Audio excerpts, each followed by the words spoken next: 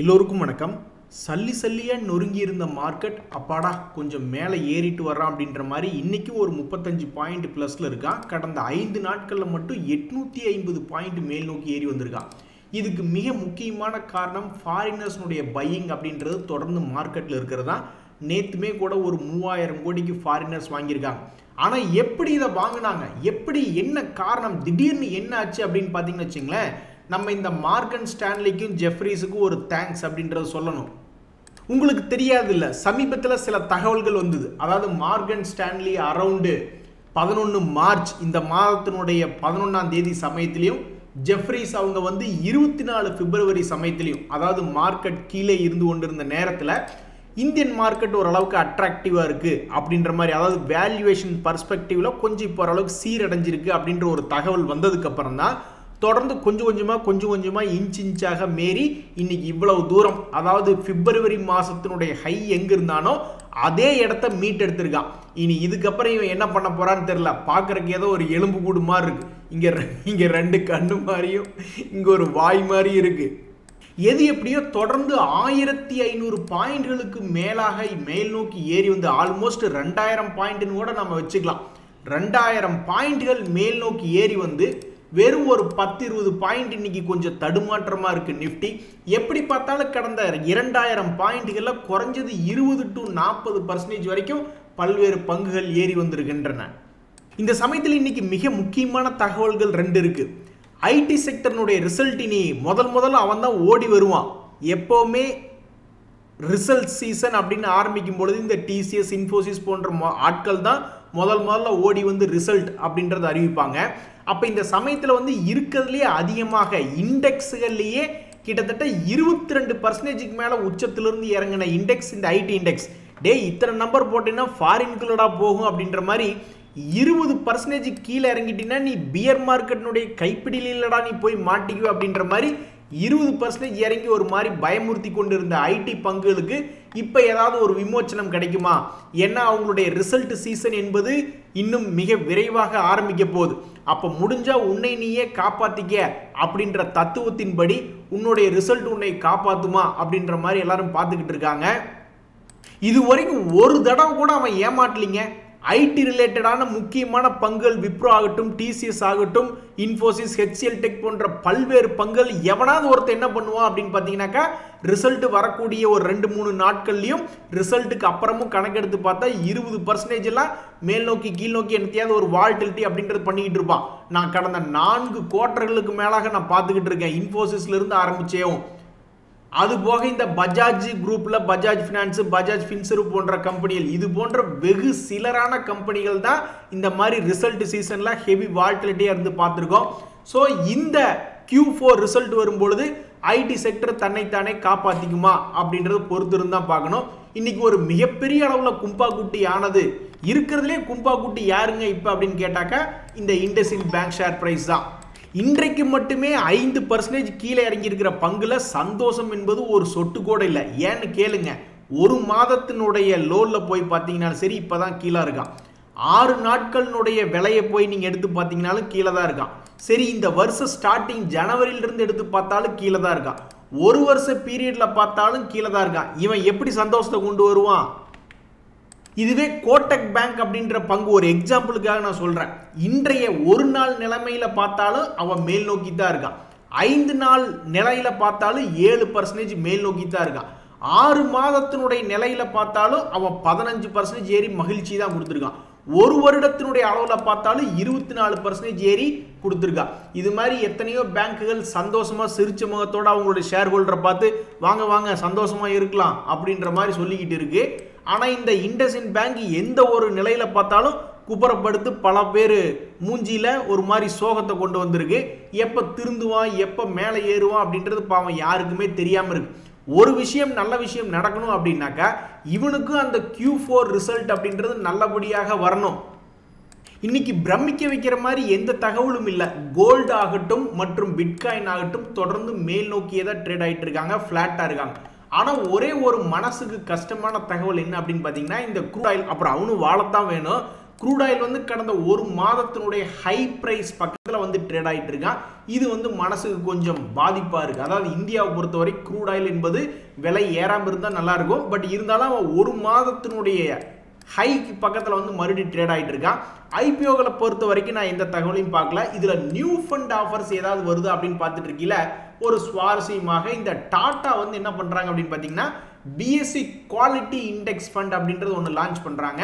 அதனுடைய கடைசி தேதி நியூ ஃபண்ட் ஆஃபருக்கு 28 மார்ச் என்பது. நண்பர்களே, ஒரு முக்கிய தகவல் என்ன அப்படின்னு பார்த்தீங்கன்னா நம்ம நாட்டினுடைய பொருளாதாரம் ஒரு மாதிரி மந்த நிலையில தான் போயிட்டு இருக்கு. பெரிய அளவில் growth என்பது இல்லை, மிகப்பெரிய அளவில் growth ஆகிட்டு வந்துட்டு இருந்தது. அப்புறம் கார்பரேட்டினுடைய ரிசல்ட்ஸ் வந்து கொஞ்சம் சுமாராக இருக்குது. பொருளாதாரத்தினுடைய வளர்ச்சியும் கொஞ்சம் சுமாராக இருக்கக்கூடிய இந்த நேரத்தில் அஜய் சேத் அவர்களை வந்து ஃபைனான்ஸ் செக்ரட்டரியாக நியமிச்சிருக்காங்க.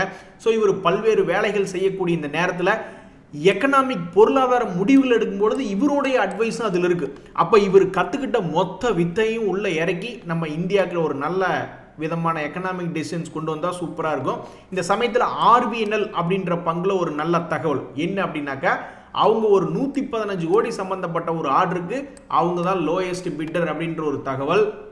காலையிலாம் பாசிட்டிவ்ல தான் இருந்த இந்த பங்கு ஆர்விஎன்எல் கடைசியில் பார்த்தா 3 ரூபா இறங்கி ட்ரேட் ஆகிட்டு இருக்கான். இவனுமே கடந்த 5 நாட்களில் பார்க்கும்பொழுது லோ ரேட்லேருந்து கிட்டத்தட்ட 8% ஏறி வந்த பங்கு. இருந்தாலும் இவனுடைய ஒரு வருஷத்தினுடைய லெவல்லாம் வந்து அண்ணாந்து பார்த்தோம்னா ரொம்ப தூரமாக இருக்குது. 600 ரூபா பக்கத்தில் இருக்குது. ஆனால் இவன் 368 ரூபாயில் ட்ரேட் ஆகிக்கிட்டு இருக்கான்.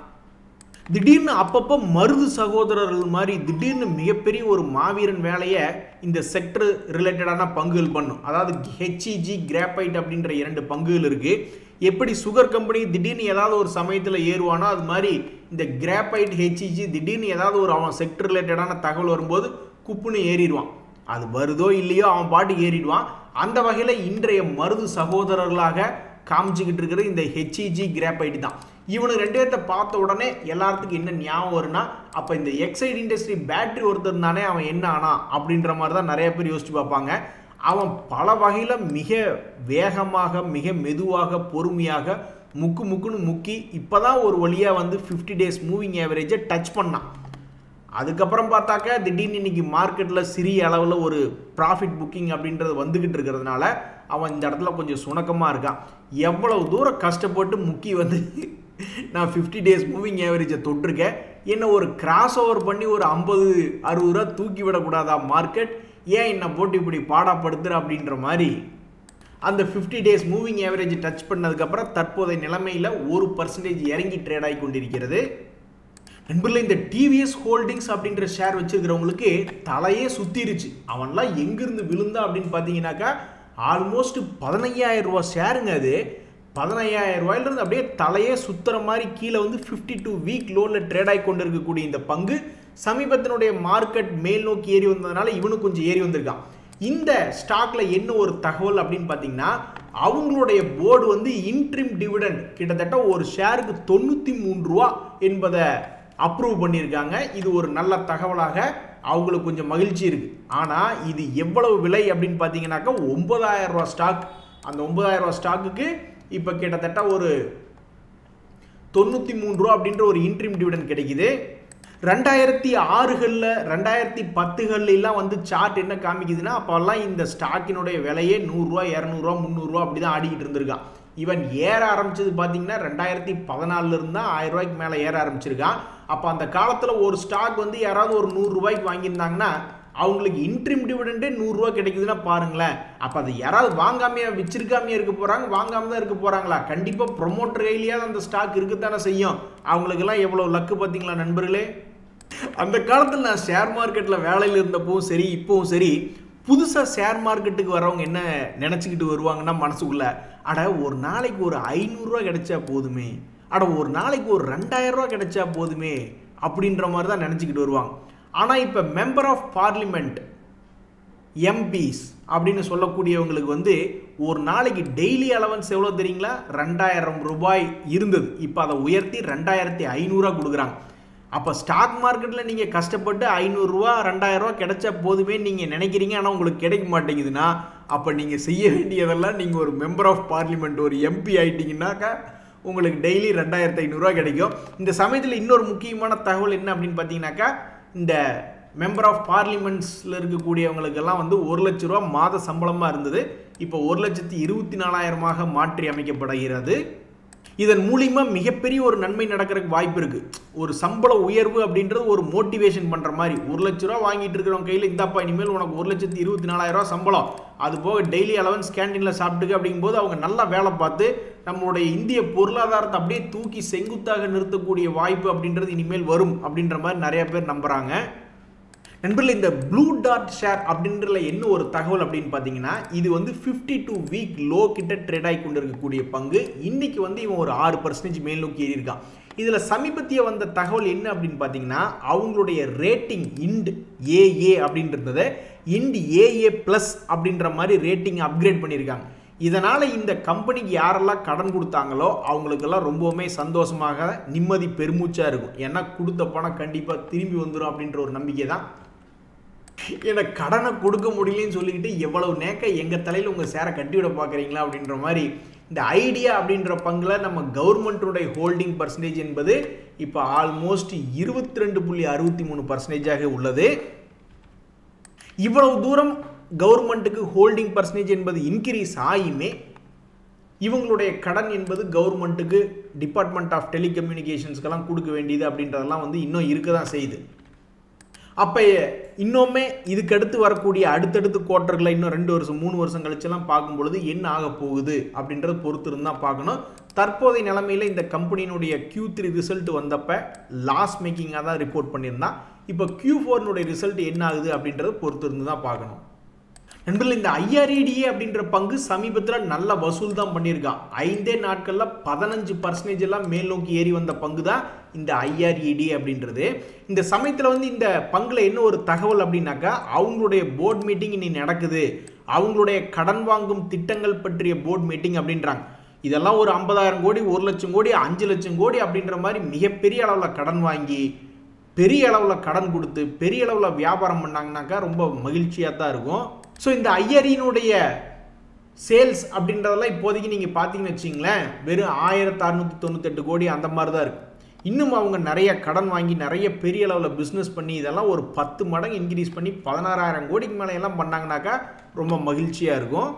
ஏன் அப்படின்னாக்கா இவங்க தான் என்ன பண்ணுறாங்க, promotion development and commercialisation of new and renewable sources of energy அப்படின்றாங்க. ஸோ இவங்க எவ்வளவுக்கு எவ்வளோ அதிகமாக கடன் வாங்கி எவ்வளவுக்கு எவ்வளோ அதிகமாக கடன் கொடுத்து இந்த ரெனியூவபிள் சோர்ஸ் ஆஃப் எனர்ஜியை இன்க்ரீஸ் பண்ணுறாங்களோ அந்தளவுக்கு நம்ம நாட்டுக்கு நல்லது. ஸோ இதனால் இந்த IREனுடைய போர்ட் மீட்டிங் மிகவும் முக்கியத்துவமாக உள்ளது. நண்பர்கள், இந்த ஃபைன் ஆர்கானிக் அப்படின்ற ஒரு பங்கு இவனுடைய Q3 ரிசல்ட்டின் போது FISனுடைய ஹோல்டிங் பேட்டர்ன் எப்படி இருந்தது அப்படிங்கன்னு நீங்கள் பார்த்தீங்கன்னாக்கா பெரிய அளவில் மாற்றம் இல்லை. 4.88% அப்படின்ற செப்டம்பர் குவார்ட்டரில் இருந்தது. அதுக்கப்புறம் இப்போ டிசம்பர் குவார்ட்டரில் 5.22 இருக்குது. இவனும் 52 வீக் லோவில் இருந்த பங்கு தான். இன்றைக்கு இவன் என்ன ஆயிருக்கு அப்படின்னு பார்த்தீங்கன்னாக்கா 3% மேல் நோக்கி ஏறி வந்திருக்கான். நண்பர்களே, இன்னைக்கு தான் மார்க்கெட் லேசாக தடுமாறுது. ஆனால் 10-15 நாளாக மேல் நோக்கி ஏறி வந்தது. ஆனால் அப்போவேவும் ஐடி பங்குகள் 15 நாளாக தடுமாறிட்டு கீழே தான் படுத்து கிடந்திருந்தானே. இந்த சமயத்தில் ஐடி பங்குகளில் ஏதாவது ஒரு ஃபோக்கஸ் வருமா? ஏன்னா உங்களுடைய ரிசல்ட் என்பது வரக்கூடிய ஏதாவது ஒரு தகவல் இருக்குது.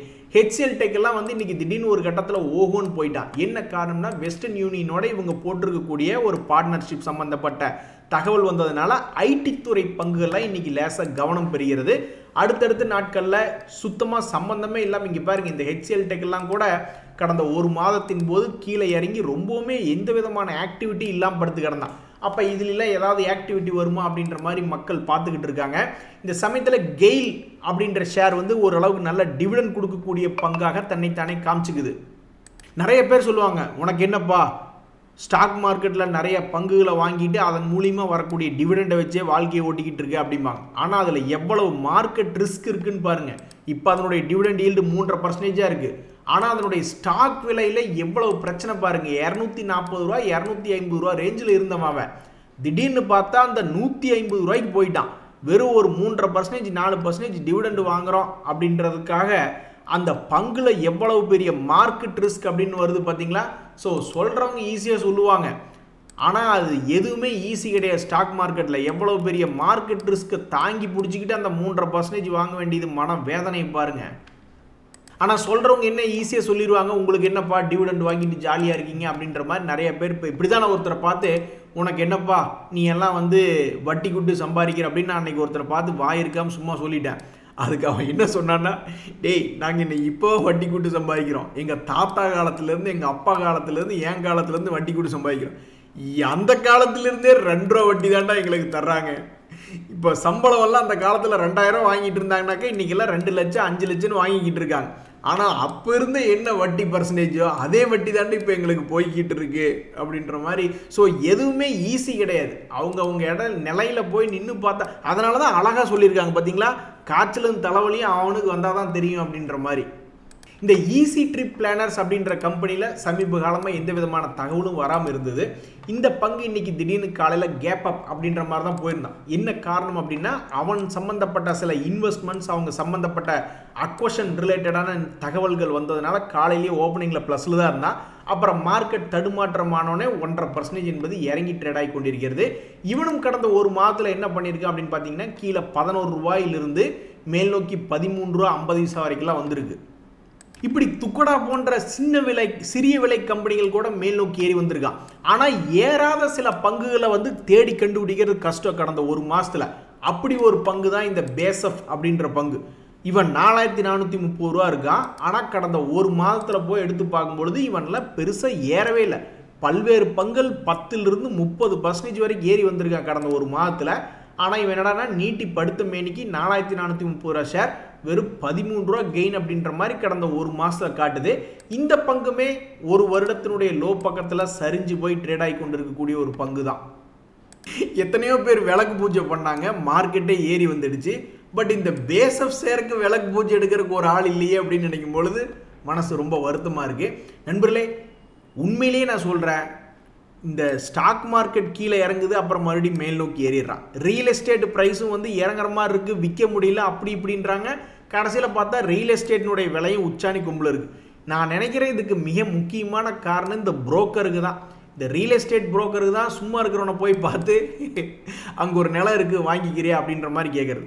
இல்லை இந்த ரியல் எஸ்டேட் புரோக்கர்களே சும்மா இருந்தால் கூட யாராவது ஒருத்தர் ஏப்பா நம்மளுக்கு நிலம் ஒன்று இருக்குது, ஒரு நல்ல விலைக்கு விற்று விட்டு பார்ட்டி கூட்டிகிட்டு வா அப்படின்றது. ஸ்டாக் புரோக்கரில் அதே மாதிரி தான். அவங்களுடைய ரிசர்ச் டிபார்ட்மெண்ட் வச்சு மார்க்கெட் மேலே போனாலும் சரி கீழே போனாலும் சரி ஏதாவது பங்குகள் எப்படி இருக்குது அப்படின்னு அவங்களுடைய ரேட்டிங் கொடுக்க வேண்டியது பப்ளிக்கு.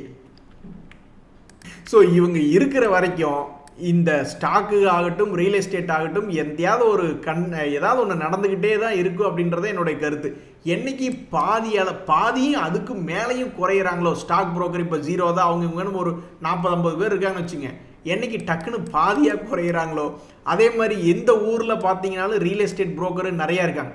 அதுலேயும் என்னைக்கு பாதியாக குறையிறாங்களோ அன்னைக்கு தான் இந்த விலைகள் பெரிய அளவில் ஏற்றி இறக்கக்கூடிய விளையாட்டு நிற்கும் அப்படின்றது என்னுடைய கருத்து. இந்த சமயத்தில் வந்து இந்த பிரிகேட் குரூப் அப்படின்றவங்க மறுபடியும் 4.5 ஏக்கரா பக்கம் அக்வஷன் பண்ணியிருக்காங்க. இனியா 950 கோடி, 4.5 ஏக்கரா அப்படின்றது 950 கோடி அப்படின்றது ஈஸியாக உங்களுக்கு. எங்கள் ஊர் பக்கம் திருப்பூர்லாம் வந்து 1 ஏக்கரா 1 லட்சத்துக்கு விற்றுக்கிட்டு இருந்தாங்க. எனக்கு ஞாபகம் தெரிஞ்சு எப்போ அப்படின்னு பார்த்தீங்கன்னாக்கா 2002 அந்த சமயத்தில் 1 ஏக்கரா 1 லட்சம் அப்படின்ற மாதிரி போய்கிட்டு இருந்தது. இப்போ இங்கேயே வந்து 1 ஏக்கரா அப்படின்றது வந்து 1 லட்சமெல்லாம் கிடையாது, 1 கோடி மேலே தாண்டி போய்கிட்டு இருக்கு. அந்த கணக்குக்கு பார்த்தாலும் 4 ஏக்கரா அப்படின்றது எங்கள் ஊர் பக்கமெல்லாம் கிட்டத்தட்ட 10 கோடி இருந்தாவே வாங்கிடலாமையா. நீங்கள் என்னையா 950 கோடி அப்படின்ற மாதிரி போய்கிட்டு இருக்கீங்க. ஸோ ரியல் எஸ்டேட் ஆகட்டும் ஸ்டாக் மார்க்கெட் ஆகட்டும் புரோக்கர்கள் இருக்கிற வரைக்கும் கவலை இல்லை அப்படின்ற மாதிரி ஓடிக்கிட்டு இருக்கு. நண்பர்களே, ஸ்டாக் மார்க்கெட் பெரிய அளவில் ஏறி வந்திருக்கு. பெரும்பாலும் என்ன பண்ணுவாங்க அப்படின்ற மாதிரி நீங்கள் நினைக்கிறீங்க. இன்றைக்கி மார்க்கெட் கீழே இறங்கியிருக்கு அப்படின்னா என்ன காரணம்னா, மேபி நிறைய பேர் ப்ராஃபிட் புக்கிங் பண்ணியிருப்பாங்க. அதனால் மேபி பல்வேறு இண்டிசஸ் எல்லாம் கொஞ்சம் தடுமாற்றமாக இருக்குது அப்படின்ற மாதிரி தான் நிறைய பேர் நினைப்பாங்க. அதுக்கு அடையாளமாக தான் இந்த ஜொமேட்டோ போன்ற பல்வேறு கம்பெனிகள் 4%, 3%, 5%ன்னு அடித்து இறக்கியிருக்கானுங்க. இது ஒன்றும் பெரிய ஆச்சரியம் இல்லை. மார்க்கெட் மேல் நோக்கி ஏறி வந்ததுன்னா சிறிய அளவில் தடுமாற்றம் வரும் என்பது எல்லாருக்கும் தெரிந்ததுதான். இன்றைய தகவல் அனைத்து உங்களுக்கு உதவி எனக்கு மகிழ்ச்சி. ரொம்ப நன்றி, வணக்கம்.